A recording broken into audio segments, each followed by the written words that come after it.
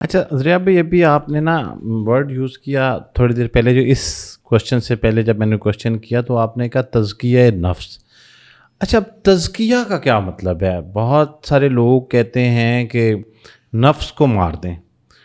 تو مارنا ہی کیوں ہے نفس کو؟ نفس کو کیوں مارنا چاہتے ہیں لوگ؟ اور یہ جو تزکیہ ہے اس کا لفظی مطلب کیا ہے؟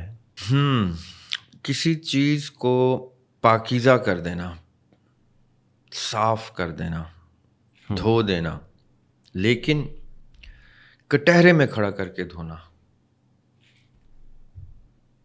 مثال کے کیسے؟ طور پہ میں اپنا انالیسس کرتا ہوں اکیلے میں بیٹھ کے کہ میں باپ کیسا ہوں، میں بیٹا کیسا ہوں، میں بھائی کیسا ہوں، میں دوست کیسا ہوں، میں باس کیسا ہوں، میں سبورڈینیٹ کیسا ہوں، میں معاشرے کا انسان کیسا ہوں، میں ریاست کا باشندہ کیسا ہوں، مجھ سے ایسوسیٹڈ آب و ہوا مجھ سے کتنا نقصان یا فائدہ لے رہی ہے. یہ اپنے آپ کو اپنی پوری زندگی کو اپنے سامنے کھڑا کر کے، ایک وکیل بھی خود آپ، جج بھی آپ، اور ملزم بھی آپ، محاسبہ کر کے، لیکن اتنا سخت کہ جس میں آپ نے گنجائش نہیں چھوڑنی، اور سارے ایویڈنسز اپنے سامنے رکھنے ہیں. اور پھر سپریم کورٹ کا چیف جسٹس آپ کا شعور بولے گا کہ اس کو کڑی سے کڑی سزا دی جائے. تو جو شعور کی اس سطح پہ پہنچتا ہے کہ اس کو پتہ ہوتا ہے کہ دیکھیں ایونچولی ایک عدالت تو بیٹھنی ہے نا، بے شک، اس عدالت نے تو ان بائسڈ انصاف دینا ہے نا. بے شک وعدہ ہے. بالکل. اب اگر آپ کہتے ہیں کہ میں یہاں پہ اپنے آپ کو کوئی سستی سی چیز سزا دے کے تو دھلائی کر کے توبہ پہ ڈال دوں، تو یہ خام خیالی ہے نا. آگے تو آپ پھنس گئے نا. ابھی آپ کے پاس موقع ہے، ابھی آپ اپنے آپ کو سزا دیتے ہیں جب، تو آپ اس سے زیادہ سخت سزا دے سکتے ہیں. یہ میرا پوائنٹ سمجھنا ہے آپ نے. جو شخص اپنے آپ کو اپنی عدالت میں کھڑا کر کے اوپر کی عدالت سے زیادہ سخت سزا دیتا ہے، وہ تزکیہ نفس کرتا ہے. کیا نوعیت ہو سکتی ہے اس سزا کی؟ مثال کے طور پہ دیکھیں، ویسے تو گناہ کی دھلائی سزا ضروری نہیں ہے کہ ہر گناہ کی دھلائی آپ نے سزا سے ہی کرنی ہے. لیکن سزا کا مطلب کیا ہے کہ میں اگر بہت مٹیریل ہوتا جا رہا ہوں، اتنا مٹیریل ہو جاتا ہوں کئی دفعہ کہ میں اس کمائی کی دھن میں کتنے ہی ریلیجس ایکٹیویٹیز نظر انداز کر رہا ہوں، تو میری سزا کیا ہوگی کہ میں اپنے آپ کو اپنے اوپر مٹیریل کی قید لگاؤں کہ اس سے زیادہ تم نہیں کر سکتے. ٹھیک ہے، یہ بھی ایک سزا ہے. اب ہو سکتا ہے اس سزا کا اثر بظاہر نہ ہو رہا ہو، لیکن وہ ہے تو صحیح، کیونکہ آپ ایک روش پہ جا رہے ہو، ایک دم آپ کو روک دیا گیا، کیپنگ کر دی آپ نے. بالکل کر دی. پھر آپ نے دیکھا کہ میری ضروریات کیا ہیں، اور ضروریات کے اوپر میرے ڈیزائرز کہاں، خواہشات کہاں سے شروع ہونا شروع ہو گئے ہیں، کس لیول سے شروع ہوتی ہیں. تو میں اپنی خواہشات کے اوپر جب بند باندھوں گا تو وہ بھی ایک سزا ہے. لیکن یہ بہت سستی سزاؤں کی میں اور سستے تزکیے کی بات کر رہا ہوں. جو اصل میں تزکیہ نفس ہے نا یاسر بھائی، یہ دو اسپیکٹ سے دیکھا جاتا ہے قرآن کے مطابق. قرآن میں نفس کو، جیسے ہم پہلے بھی ڈسکس کر چکے ہیں کہ 3 رخ میں قرآن پاک میں اللہ تعالیٰ نے نفس ورڈ کو یوز کیا.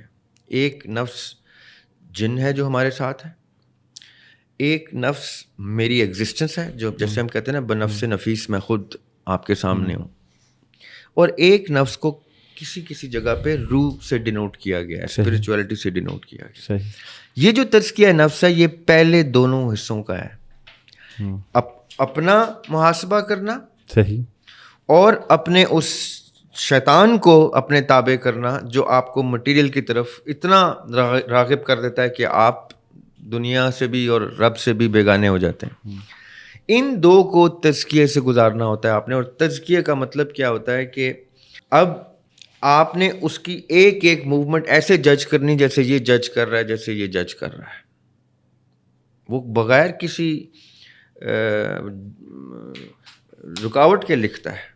اس کے قلم میں کوئی روک نہیں سکتا اس کو. اگر آپ نے کچھ کر دیا ہے تو وہ لکھے گا.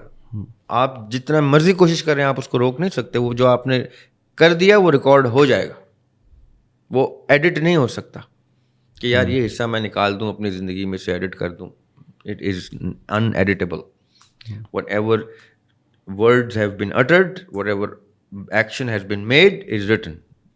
اب وہ ڈارک ہے یا برائٹ ہے وہ آپ کو سب سے بہتر پتہ ہوتا ہے کہ آپ نے ڈارک کیا یا برائٹ کیا, کیونکہ اس انٹینٹ کا جو اس کا رنگ ہے وہ صرف آپ اس سے واقف ہوتے ہیں یا آپ کا رب واقف ہوتا ہے اس سے. اب تزکیہ کیا کہتا ہے کہ میں نے اپنے ہر انٹینٹ کی بیس پہ اپنے عمل کو جج کیا, اور میں نے کہا یار تم نے تو وہاں پہ چندہ بھی جو دیا تھا نا وہ تو تم نے دکھانے کے لیے دیا تھا. اب وہ اس چندے نے تمہارا سارا کا سارا مال گندا کر دیا, اب اس کو کیسے دھو گے؟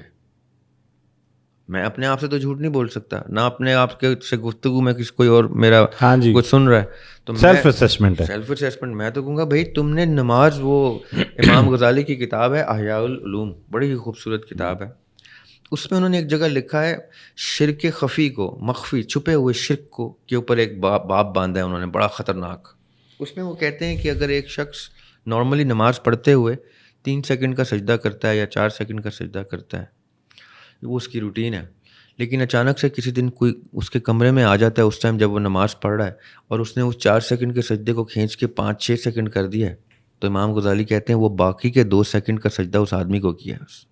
شرک خفی کا نام دیا انہوں نے اس کو کہ یہ اس لیول کا شرک ہے. اب جب آپ اس لیول کی کیا کہتے ہیں اسکروٹنی میں آ جاتے ہیں نا کہ بھائی تمہارے ایک ایک عمل کو میں نے اس سختی پہ جج کرنا ہے کہ میری ججمنٹ سے اگر تم پاس ہو گئے تو پھر 100% تم اللہ کی عدالت میں بھی پاس ہو جاؤ گے. تو بندہ کہتا ہے میں اتنی سخت عدالت کیسے بٹھا سکتا ہوں؟ تو جواب یہ ہے اس کا, کیونکہ آپ جب اللہ تعالیٰ کی عدالت کا ذکر کرتے ہیں تو اللہ کو رحیم بنا دیتے ہیں کہ اللہ تعالیٰ رحیم ہے, معاف کر دے گا, اللہ تعالیٰ زیادہ رحمت ہے اس کی, قہار وہ کم ہے, رحیم وہ زیادہ ہے.